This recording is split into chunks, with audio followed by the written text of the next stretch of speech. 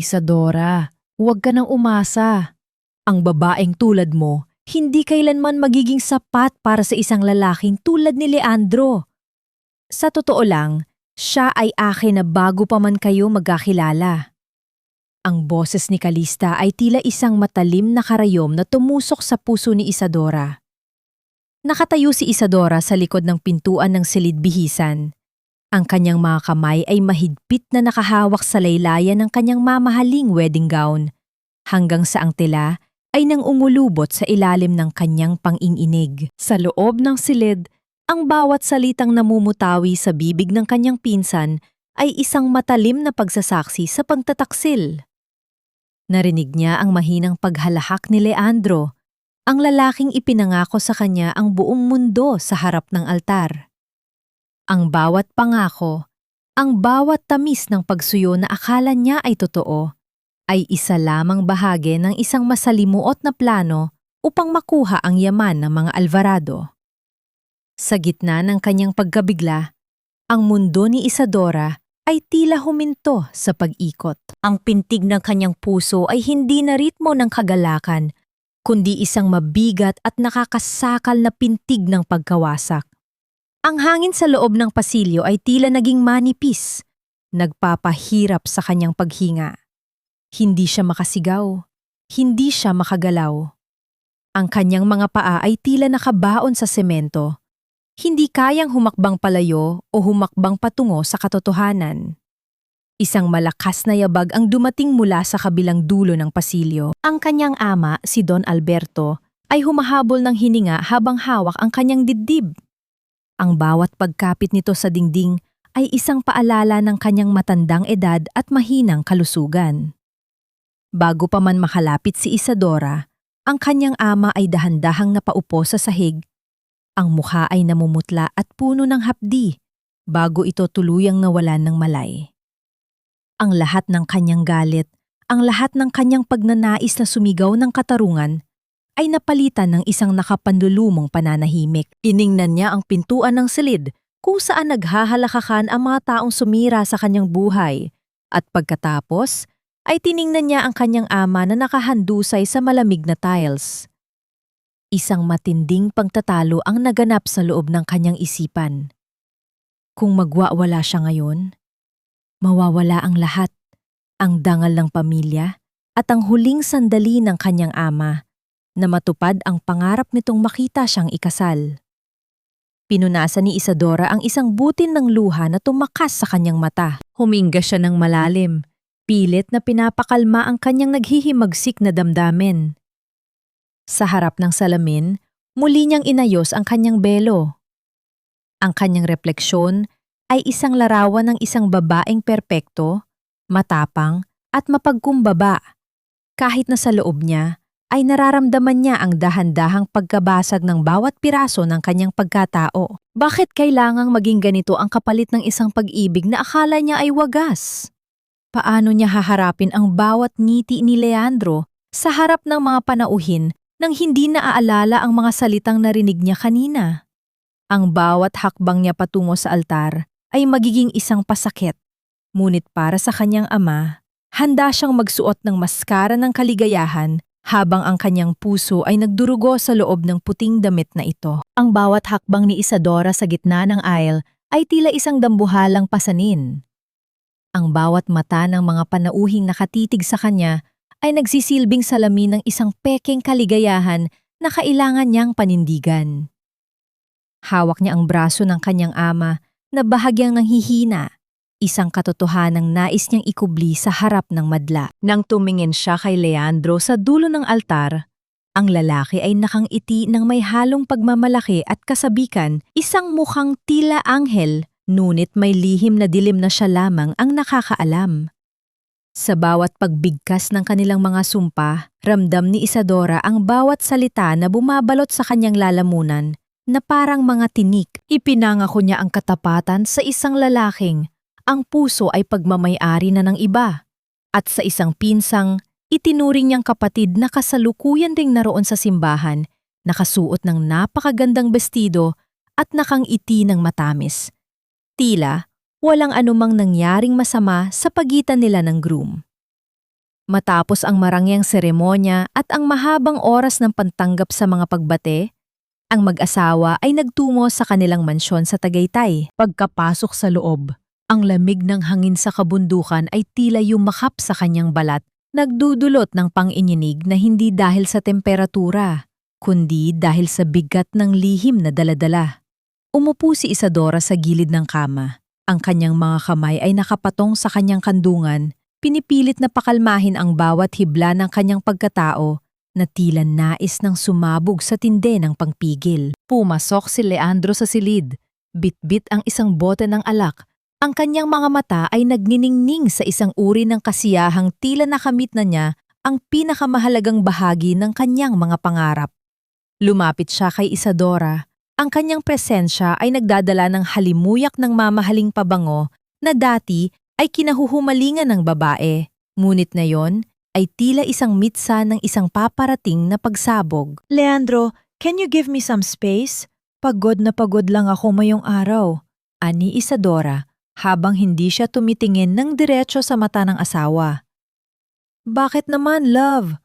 Ngayon ang pinakamasayang araw ng buhay natin. Everything is perfect.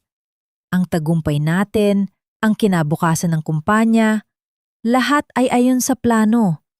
You should be happy, Isadora. Huwag mo nang isipin ang mga nangyari kanina sa simbahan. Sagot ni Leandro habang marahang hinahaplos ang balikat ng babae. Isang kilos na dati ay nagbibigay ng kapanatagan, ngunit ngayon ay tila isang nakakasakal na kadena.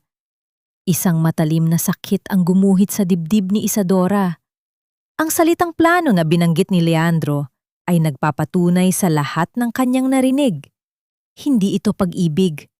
Ito ay isang negosyo, isang operasyong kriminal na nakabalot sa isang banal na pangako. Pilit na huminga ng malalim si Isadora. Nilalabanan ang pagnanais na tumayo at sumigaw ng katotohanan.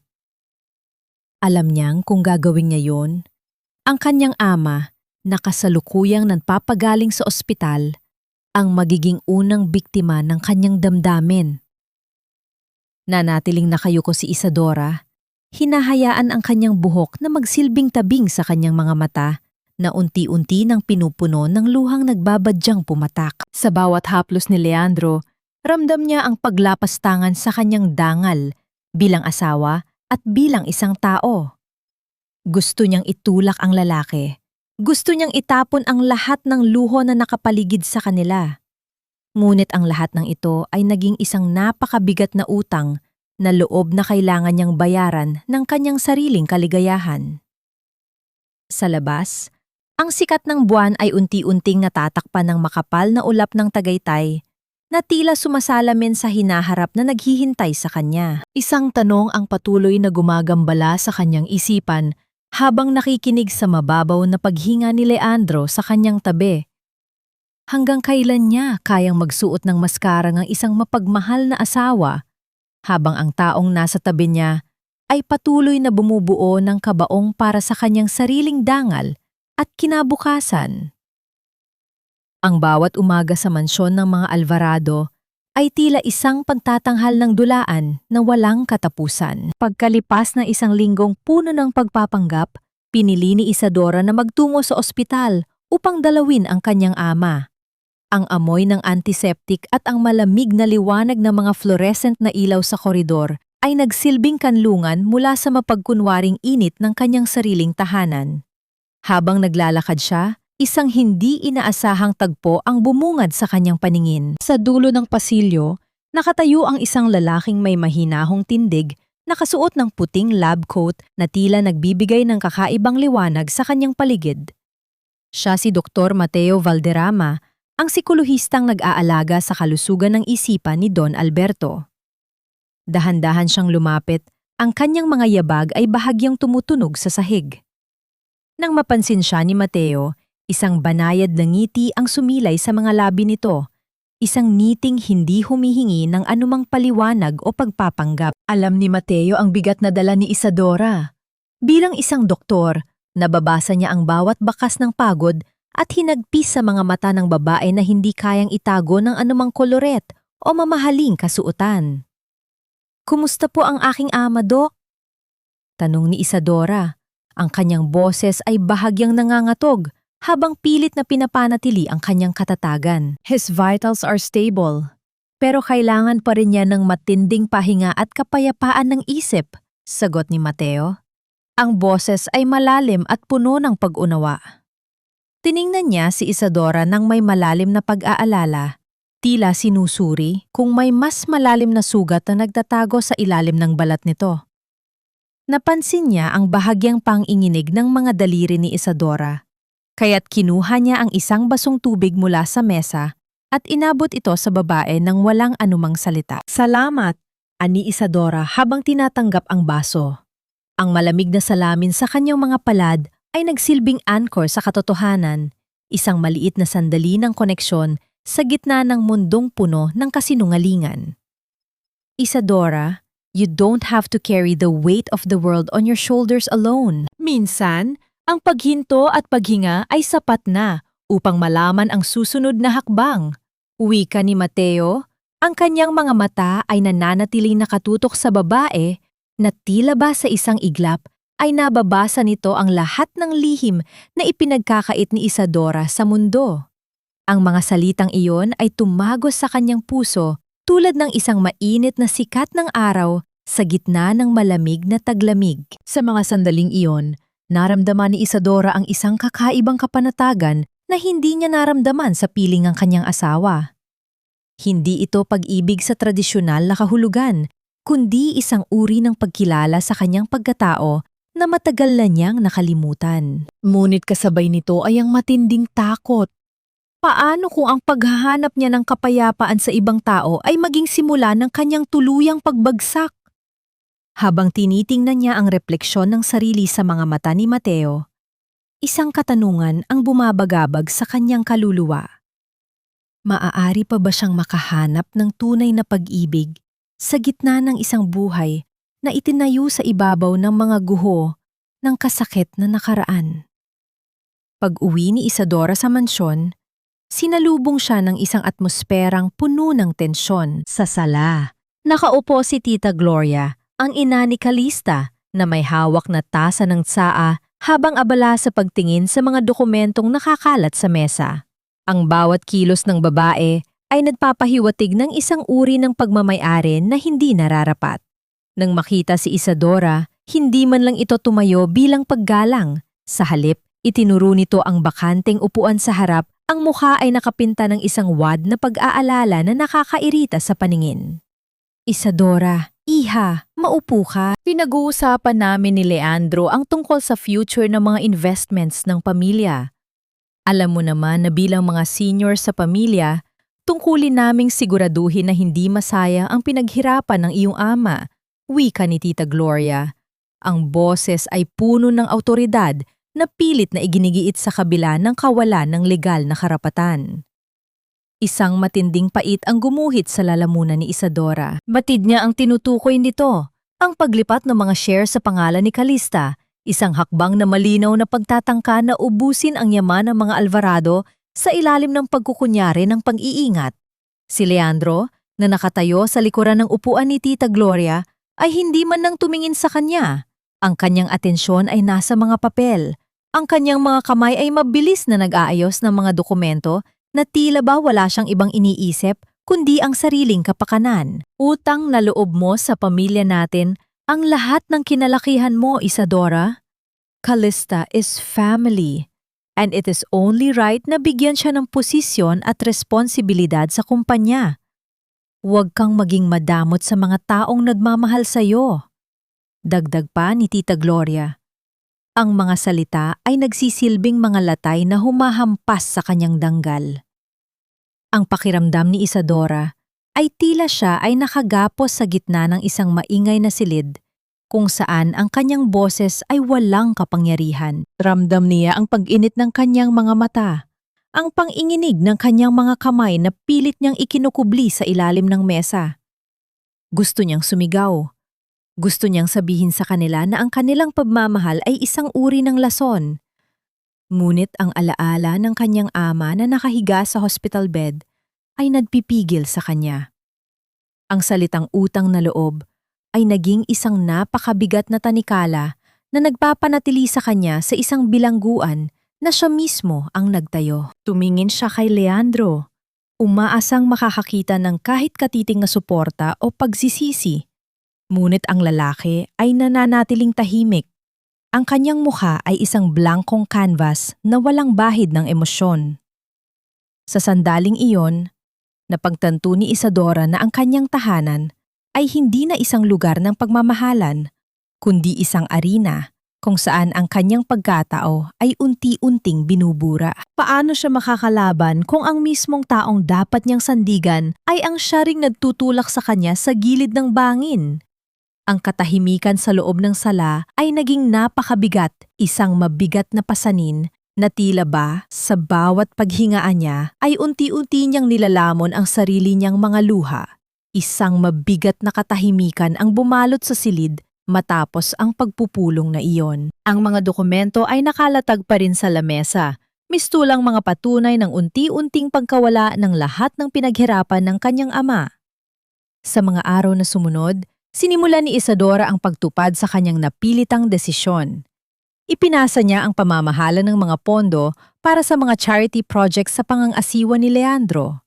Sa bawat lagda na kanyang inilalagay sa mga papel, tila isang bahagi ng kanyang kaluluwa ang unti-unting nabubura. Nakikikita niya ang bawat nisi ni Leandro at ang bawat pagyuko ni Calista na tila nagtatagumpay sa kanilang masamang pakana. Isang hapon, habang naglalakad sa harden ng kanilang mansyon, natagpuan ni Isadora ang kanyang sarili na pinagmamasdan ang mga bulaklak na dati ay inaalagaan niya ng buong puso.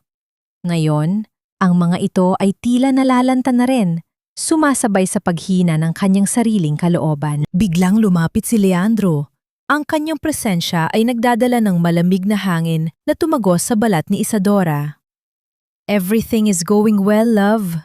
Ang bilis ng pag-unlad ng ating mga investment. Sa susunod na buwan, mas malaki pa ang kikitain natin, wika ni Leandro. Ang kanyang mga mata ay nagniningning hindi sa pagmamahal, kundi sa kasakiman na hindi na niya kayang itago. Isadora, alam mo bang napakaganda ng hinaharap na binubuo natin? Huwag kang mag-alala. Gagawin ko ang lahat para masiguro na hindi ka mahihirapan sa buhay. Dagdag pa nito habang sinusubukang hawakan ang kanyang kamay. Labilis na iniwas ni Isadora ang kanyang kamay, isang kilos na hindi nakatakas sa mapanuring tingin ng kanyang asawa.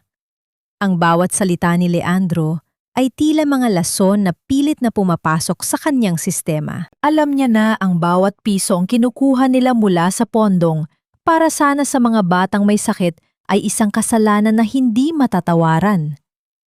Ngunit sa harap ng lahat, siya ay nanatiling tahimik. Ang kanyang mukha ay isang maskara ng pagsunod na pilit na pinapanatili upang hindi maghinala ang mga taong nakapaligid sa kanya. Pagkatapos ng maikling pag-uusap, mabilis na lumayo si Isadora at nagkulong sa kanyang silid. Doon, sa gitna ng kadiliman, pinakawalan niya ang lahat ng kanyang kinikimkim na pait. Ang kanyang mga balikat ay nanginginig sa bawat pagbuntong hininga. Ang bawat luha ay tila mga kristal na sumasalamin sa kanyang pagkabigo. Paano niya tatapusin ang laban na ito nang hindi nawawala ang kanyang sarili?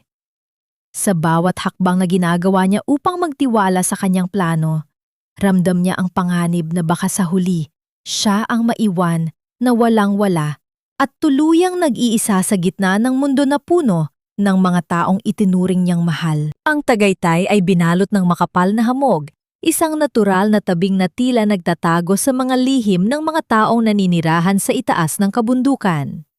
Sa kabila ng malamig na panahon, nadpasya si Isadora na maglakad sa harden ng mansyon. Ang kanyang mga hakbang ay banayad habang iniiwasan ang pagdampi sa mga basang dahon. Hindi inaasahan, ang kanyang mga mata ay nagtagpo sa isang pamilyar na anino. Doon, sa isang sulok ng harden na napapalibutan ng mga namumukadkad na orkidyas, nakatayo si Dr. Mateo Valderrama, tila naghihintay ng isang sagot mula sa katahimikan ng paligid. Isadora, you look like you carry the weight of the entire world. Bakit ka naglalakad mag-isa sa ganitong oras? Ang boses ni Mateo ay malumanay, Nagdadala ng kapayapaang tila hinihigop ang tensyon mula sa dibdib ni Isadora. Napahinto si Isadora. Ang kanyang mga balikat ay bahagyang bumaba, isang tanda ng pagbitiw sa kanyang pagpapanggap. Ang presensya ni Mateo ay nagdudulot sa kanya ng kakaibang pakiramdam, isang uri ng kaligtasan na hindi niya matagpuan sa loob ng sarili niyang tahanan. Lumapit siya sa tabi nito, pinagmamasdan ang dahan-dahang paggalaw ng mga sanga ng puno na tinatangay ng hangin. Minsan, gusto ko na lang mawala sa gitna ng hamog na ito, Dok. Para bang wala na akong nararamdaman, kundi ang pait ng mga pagkahamaling hindi ko naman ginawa, bulong ni Isadora. Ang kanyang boses ay tila isang haplos ng hangin sa gitna ng gabi. Humarap si Mateo sa kanya. Ang kanyang mga mata ay puno ng kabatiran na tila ba nababasa nito ang bawat hibla ng hapdi sa puso ng babae. Inilapit niya ang isang maliit na upuan at sa isang marahang kilos, inimbita niya si Isadora na maupo sa tabi niya. Hindi nila kailangan ng maraming salita. Ang simpleng pag-upo sa tabi ng isa't isa ay sapat na upang maramdaman ang bigat ng bawat pasanin. Sa ilalim ng malabong liwanag ng buwan, ang bawat paghinga ni Isadora ay nagiging mas magaan. Ang bawat kaba sa kanyang dibdib ay unti-unting napapalitan ng isang kakaibang init. Mateo, bakit ang hirap maging matapang kung ang mismong pamilya mo ang unti-unting sumisira sa iyo? Tanong ni Isadora. Ang kanyang mga mata ay nananatiling nakatingin sa malayo. Hindi matapang ang tawag sa pagpapakita ng lakas sa kabila ng pagkasira. Ang tunay na tapang, Isadora, ay ang kakayahang harapin ang sariling katotohanan kahit na ito ay masakit. At narito ako, handang makinig at manatili hanggang sa makita mo ang sarili mong liwanag. Sagot ni Mateo, ang bawat salita ay may dalang pangako ng isang ligtas na kanlungan. Isang matinding pagnanais na manatili sa sandaling iyon ang bumalot sa puso ni Isadora. Para sa unang pagkakataon, hindi siya isang asawa na nagpapanggap, hindi isang anak na nagpapakasakit, kundi isang babaeng nakikita at pinahahalagahan. Ngunit sa pagitan ng kanilang mga titig, isang tanong ang nananatiling nakabitin sa hangin. Kung ang pag-asa ay matatagpuan sa piling ng isang taong hindi mo dapat mahalin, itutuloy mo pa ba ang paglalakbay? O hahayaan mo na lang ang sarili na lamunin ng hamog at tuluyang mawala? Isang hapon sa loob ng silid ni Leandro, habang naghahanap si Isadora ng mga mahahalagang dokumento na kakailanganin para sa kanyang plano, isang maliit na sobre ang nahulog mula sa pagitan ng mga makakapal na libro sa bookshelf. Nang damputin niya ito, ang kanyang mga kamay ay naramdaman ang bigat ng isang katotohanang mas masakit pa sa anumang nararanasan niya hanggang sa sandaling iyon. Sa loob ng sobre ay ang resulta ng isang medical examination at isang piraso ng papel na naglalaman ng mga detalye tungkol sa isang batang lalaki na naggangalang McCoy. Ang bawat detalye sa papel ay unti-unting bumubura sa natitirang hibla ng kanyang pag-asa. Ang petsa ng kapanganakan ng bata, ang pangalan ng ina na walang iba kundi si Calista, at ang lagda ni Leandro bilang ama ay nagbukas ng isang sugat na matagal na naghihilom sa kanyang puso. Siya, na sa loob ng maraming taon ay nangarap na magkaroon ng sariling anak, ay napagtantong ang bata na itinuring nilang anak-anakan ay ang mismong bunga ng pantataksil ng kanyang asawa at ng pinsang itinuring niyang kapatid. Ang kanyang lalamunan ay tila nababalot ng tuyong buhangin, pinipigilan ang anumang tunog na nais kumawala sa kanyang bibig. Napaupo si Isadora sa sahig. Ang kanyang mga tuhod ay nanghihina, habang ang papel sa kanyang mga kamay ay unti-unting nang unulubot sa ilalim ng kanyang higpit. Ang bawat imahe ng batang McCoy na tumatawag sa kanya ng ate at humahalik sa kanyang pisingi ay muling nagbalik sa kanyang isipan. Na yun ay may kasama ng hapdi ng pagtataksil. Paano niya magagawang magmahal ng isang bata na binuo mula sa kasinungalingan ng mga taong pinagkatiwalaan niya ng higit sa sinuman? Dahan-dahan niyang inilagay ang sobre sa kanyang dibdib Ang lamig ng papel ay tila tumatagos sa kanyang damit at direktang humahampas sa kanyang naghihirap na puso. Hindi ito basta pagtataksil. Ito ay ang pagnanakaw sa kanyang kakayahang maging ina at ang pangungutya sa kanyang wagas na pagmamahal. Ang bawat sandali na inilaan niya para alagaan ang bata ay naging isang napakabigat na alaala ng kanyang sariling pagkabulag. Siya ay nakatayo sa gitna ng isang kwartong puno ng luho, ngunit sa kanyang paningin, ang lahat ay nagdidilim. Ang mga pader ay tila papalapit, naghahangad na lamunin siya sa loob ng sarili niyang mga pagkakamali at pagdurusa. Sa gitna ng matinding pag-iisa, isang tanong ang nananatiling nakadikit sa kanyang diwa habang pinipigil ang pagbuhos ng kanyang mga luha. Kung ang batang ito ay ang buhay na patunay ng lahat ng kanilang kasamaan, kaya pa ba niyang ituloy ang kanyang plano para sa hustisya nang hindi nadadamay ang isang inosenteng kaluluwa na wala namang ibang kasalanan kundi ang isilang sa mundo ng mga taong mapagkunwari? Ang kamatayan ni Don Alberto ay dumating sa isang tahimik na gabi sa gitna ng paghimlay ng Tagaytay sa ilalim ng mapusyaw na liwanag ng mga bituin. Ang kanyang pagpanaw ay hindi nagdulot ng malakas na hiyaw, kundi isang mabigat at nakakasakal na katahimikan na bumalot sa buong mansyon.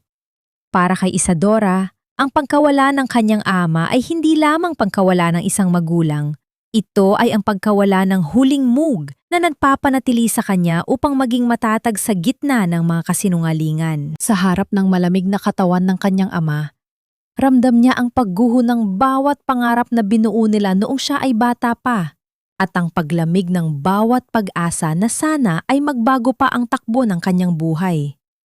Ang lamay ay naging entablado ng mga taong mapagkunwari. Si Leandro, na nakasuot ng itim na Amerikana, ay nagpakita ng labis na pighati sa harap ng mga panauhin. Ang kanyang mga mata ay pilit na pinapaluha upang magmukhang isang ulirang manugang. Si Calista naman ay hindi humihiwalay sa gilid ni Leandro. Ang kanyang mga kamay ay lagi nakahawak sa braso nito, isang pagpapakita ng pag-aari na nakatago sa likod ng huwad na pakikiramay. Naririnig ni Isadora ang bawat pagbulong ng mga kamag-anak tungkol sa kung gaano kaswerte ang pamilya dahil sa suporta ni Leandro. At bawat salitang iyon ay tila mga kutsilyong humahawi sa kanyang sugatang puso. Sa gitna ng mga bulaklak na unti-unting nalalanta, lumapit si Mateo. Ang kanyang presensya ay hindi nangangailangan ng anumang seremonya. Sapat na ang kanyang tahimik na pagtayo sa tabi ni Isadora upang maramdaman nito ang isang uri ng pag-unawa na hindi kayang ibigay ng sinuman. Hindi siya nagsalita, ngunit ang kanyang presensya ay nagsilbing isang pader na humaharang sa anumang sakit na nais tumagos sa dibdib ng babae. Inilabas ni Mateo ang isang panyo at marahang inabot ito kay Isadora, isang simpleng kilos na naging dahilan upang tuluyang bumagsak ang mga luha na matagal nang pinipigil ng babae. Isadora, you don't have to be strong right now. Ang pagpapakita ng kahinaan ay hindi nangangahulugan ng pagkatalo. Minsan, kailangan natin umiyak para makita natin ang daan patungo sa paghilom. Mahinang sabi ni Mateo.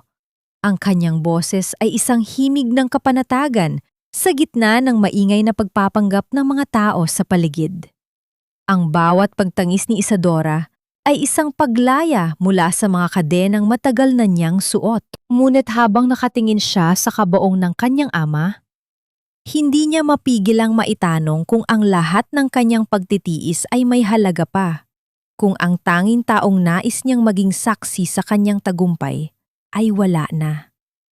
Sa bawat pagtango ng mga tao sa kanyang paligid bilang pakikiramay, nararamdaman ni Isadora ang isang malalim na kawalan. Kung ang lahat ng ito ay isang pagsubok, gaano pa kalayo ang kailangan niyang lakbain bago siya tuluyang makalaya sa mga taong pilit na bumubura sa kanyang pagkatao at makakamit ba niya ang tunay na kapayapaan kung ang katarungan ay nakasalalay sa isang laban na tila wala ng katapusan.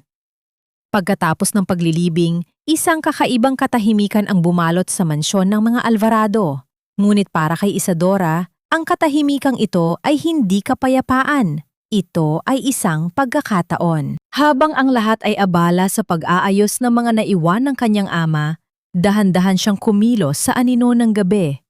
Ang bawat hakbang niya patungo sa home office ng kanyang ama ay maingat, ang kanyang hininga ay pigil, habang pilit na inaalala ang bawat numero ng kombinasyon ng vault na itinuro sa kanya noong siya ay bata pa. Nang bumukas ang mabigat na bakal na pinto, ang amoy ng lumang papel at alikabok ay sumalubong sa kanya. Doon, sa loob ng vault, nakatago ang lahat ng orihinal na kasunduan, mga bank statements, at ang lihim na talaarawan ng kanyang ama na naglalaman ng mga hinala nito tungkol sa unti-unting pagkawala ng pondo ng kumpanya. Bawat pahina na kanyang binabasa ay nagpapatibay sa lahat ng kanyang hinala. Ang mga transaksyong ginawa ni Leandro ay hindi lamang pagkakamali. Ang mga ito ay sadyang pagtataksil na may malinaw na layuning ubusin ang kabuhayan ng kanyang pamilya. Dala ang isang maliit na digital scanner. Maingat na kinopya ni Isadora ang bawat dokumento.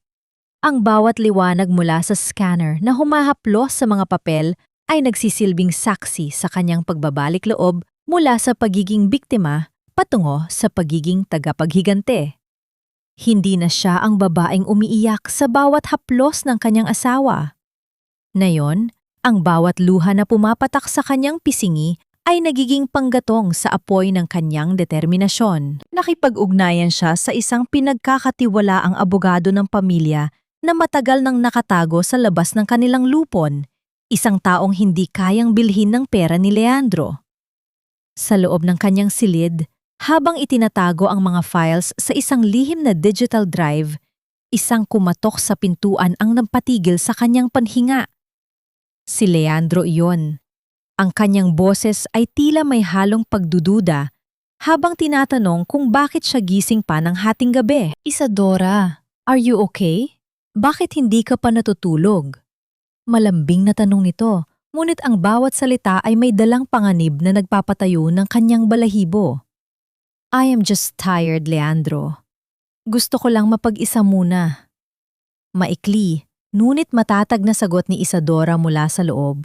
Ang kanyang puso ay tumitibok ng mabilis, tila nais nitong tumalon mula sa kanyang dibdib. Narinig niya ang paglakad palayo ni Leandro. Ang bawat yabag sa sahig ay unti-unting humihina hanggang sa muling maghari ang katahimikan. Napahilig si Isadora sa pinto. Ang kanyang buong katawan ay nanghihina sa tindi ng kaba. Sa bawat segundong lumilipas, alam niyang lumiliit na ang kanyang pagkakataon. Ang paglalaro sa apoy ay nangangailangan ng matinding pag-iingat at ang bawat pagkakamali ay maaaring maging mitsa ng kanyang tuluyang pagkasira. Sa bawat dokumentong kanyang natatapos iproseso, ramdam niya ang isang kakaibang lakas na dati ay hindi niya akalain na nasa loob niya. Hindi na siya ang babaeng sumasandal sa balikat ng iba upang makatayo. Siya na ngayon ang arkitekto ng kanyang sariling hustisya. Sa loob ng madilim na silid, ang liwanag mula sa monitor ng kanyang computer ay nagsisilbing tanglaw sa bawat katotohanang nais niyang ilantad sa tamang panahon. Isang mensahe ang pumasok sa kanyang encrypted na email mula sa kanyang lihim na abogado. Ang bawat pahina ng mga ebidensya na kanyang naipadala ay matagumpay na natanggap at ligtas nang nakatago sa isang server na hindi kayang abutin ng kamay ni Leandro. Ang bawat piraso ng pirma, ang bawat ilegal na paglipat ng pondo, at ang bawat ugnayan ni Calista sa mga offshore accounts ay tila mga piyesa ng isang puzzle na unti-unting nabubuo sa harap ng kanyang mga mata. Sa bawat pagpindot niya ng mga susi sa kanyang keyboard, nararamdaman niya ang unti-unting pagkawala ng takot na matagal na naghari sa kanyang sistema. Bukas, ang pagtatanghal ng kanyang pagpapanggap ay magpapatuloy. Kailangan niyang harapin si Leandro na may ngiti sa labi. Kailangan niyang makinig sa mga pangakong puro kasinungalingan. At higit sa lahat, kailangan niyang maging perpektong asawa habang binubuo ang bawat hakbang para sa pagbagsak ng lalaking pinakamamahal niya noon. Ang bawat sandali ng pagkukunwari ay nagiging isang uri ng pagsasanay para sa kanyang huling paghihigante. Habang nakatingin siya sa labas ng bintana, kung saan ang mga bituin ay tila mga saksi sa kanyang lihim na laban, na itanong ni Isadora sa kanyang sarili. Kapag natapos na ang lahat at ang bawat salarin ay naharap na sa katarungan, may matitira pa bang bahagi ng kanyang puso na kayang magmahal muli?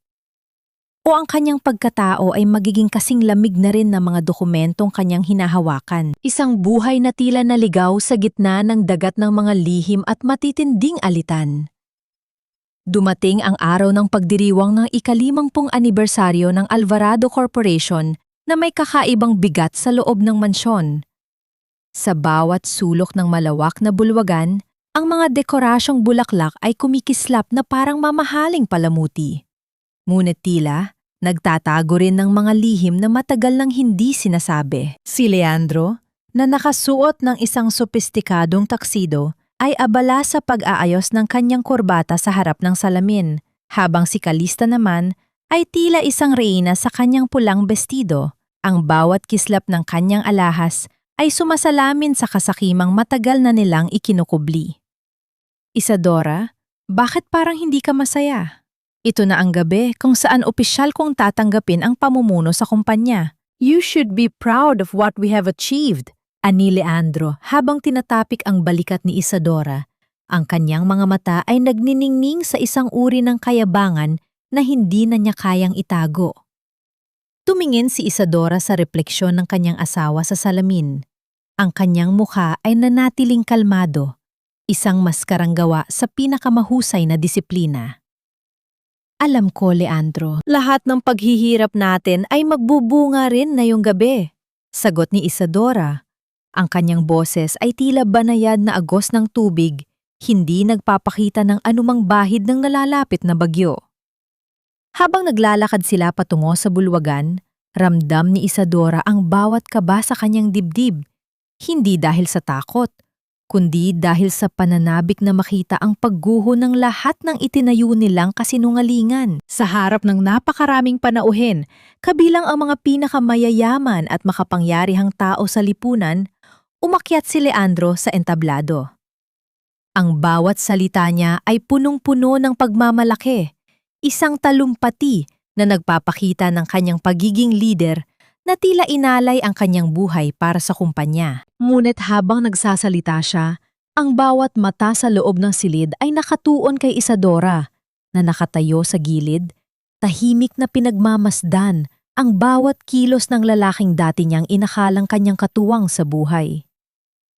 Isang mensahe ang pumasok sa kanyang tilpono, isang huling hudyat mula sa kanyang abogado na ang lahat ng mga dokumento ay handa na at naipasa na sa mga tamang awtoridad. Sa isang maingat na kilos, inabot ni Isadora ang remote control na nakahanda para sa presentasyon ng kumpanya. Ang kanyang mga kamay ay hindi nanginghinig, hindi nagdadalawang isip. Ito na ang sandali. Ang bawat sandali ng pagtitiis, ang bawat luha na kanyang ipinagkait sa publiko ay narito na upang maging katotohanan na hindi na kayang takpan ng anumang yaman o kapangyarihan. Habang hinihintay niya ang tamang pagkakataon upang pindutin ang huling buton, isang sulyap mula kay Mateo sa dulo ng bulwagan ang nagbigay sa kanya ng lakas. Ang pagtango nito ay tila isang tahimik na paalala na sa kabila ng lahat, hindi siya nag-iisa. Ngunit sa gitna ng bawat papuri na natatanggap ni Leandro mula sa madla, isang matinding pag-aalinlangan ang muling bumalik sa kanyang isipan. Kapag pinindot na niya ang buton at nabunyag ang lahat, magagawa pa ba niyang manatiling buo pagkatapos ng pagkawasak na kanyang gagawin?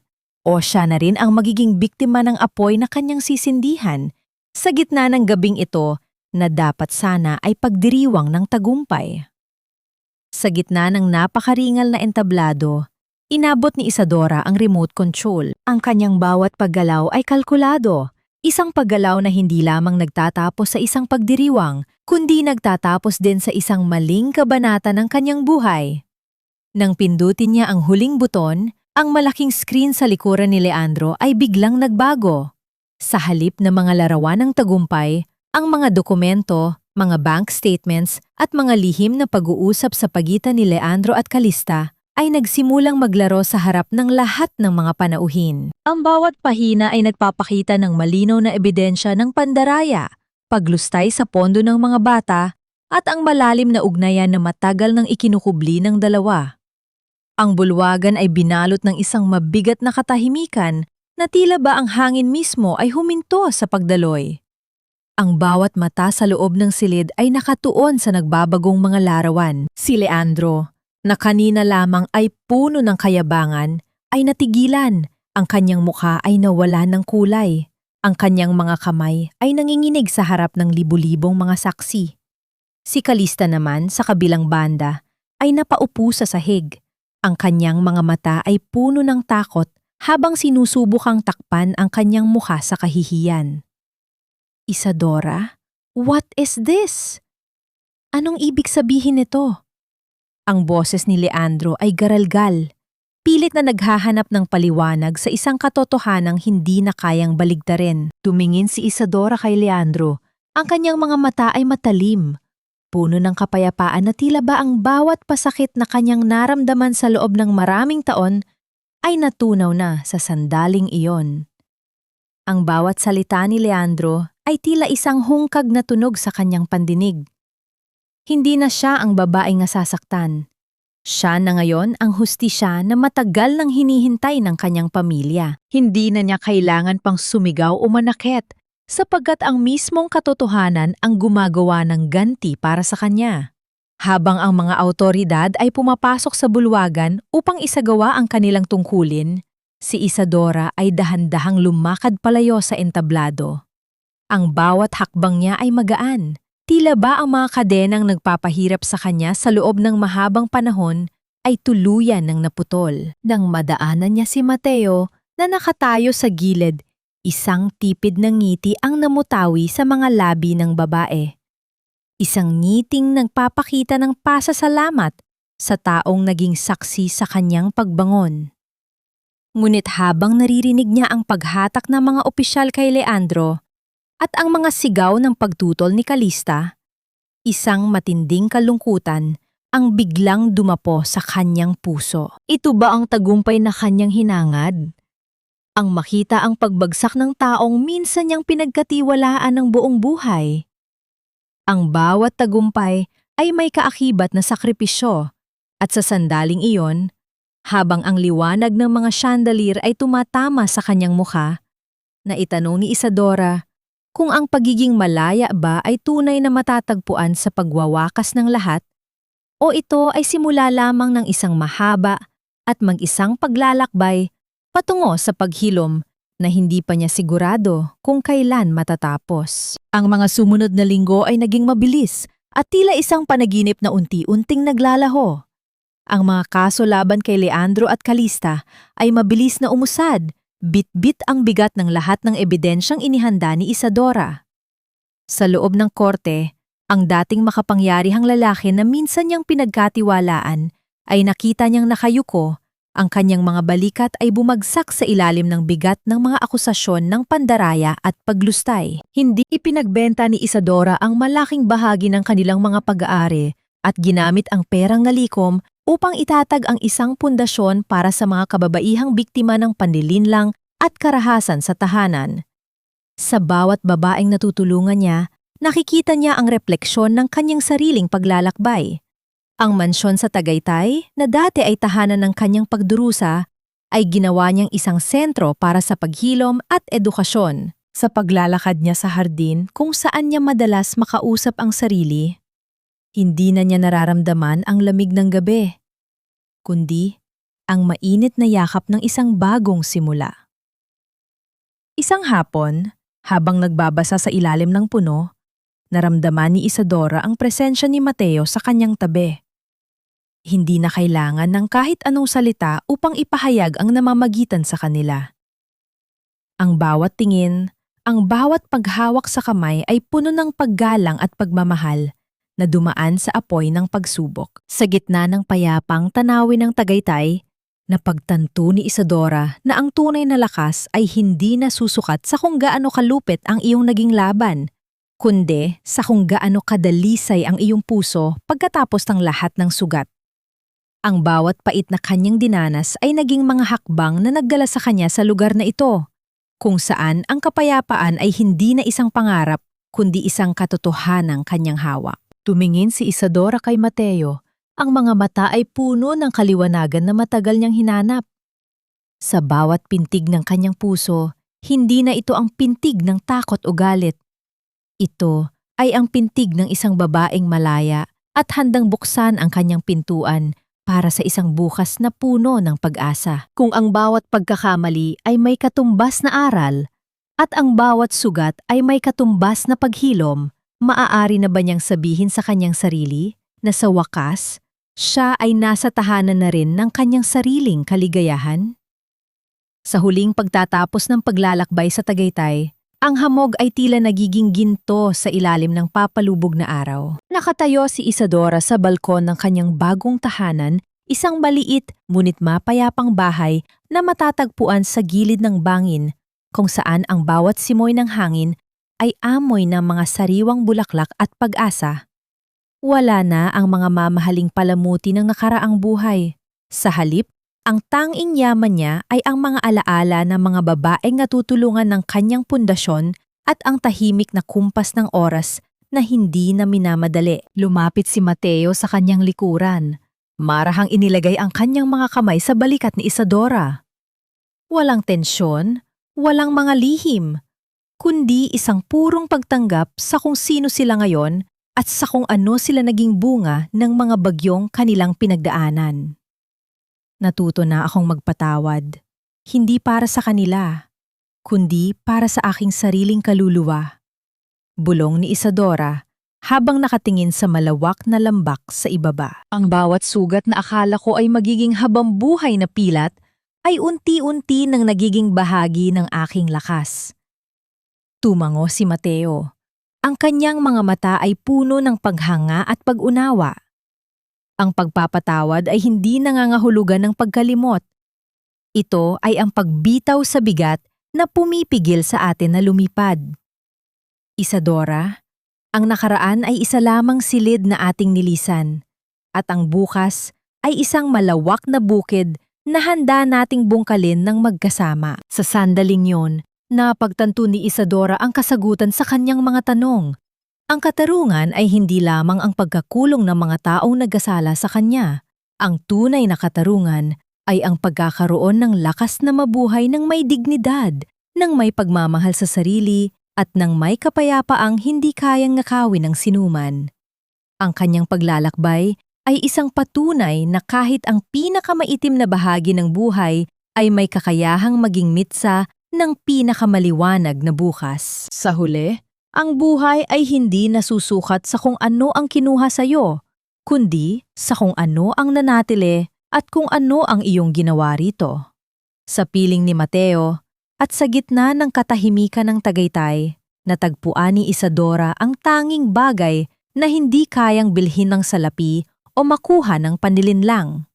Ang isang pusong malaya, ang isang isipang payapa, at ang isang pag-ibig na walang hinihintay na kapalit, kundi ang pagiging totoo. Dito nagtatapos ang kanyang kwento, sa simula ng isang buhay na tunay na kanya, malaya at puno ng liwanag.